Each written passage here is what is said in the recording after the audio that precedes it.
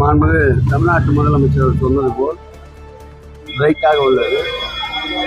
இரண்டாவது முறையாக மே மாதம் 4ஆம் தேதி வாக்கு எண்ணிக்கைக்கு பிறகு முத்துவேல் கருணாநிதி ஸ்டாலின் என்ற குரல் ஆளுநர் மாளிகையிலே ஒலிக்கும்.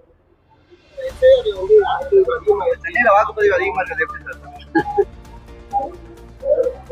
2021ஆம் ஆண்டு பதிவான வாக்கு எண்ணிக்கையை ஒப்பிட்டு பாருங்கள், தெரியும்.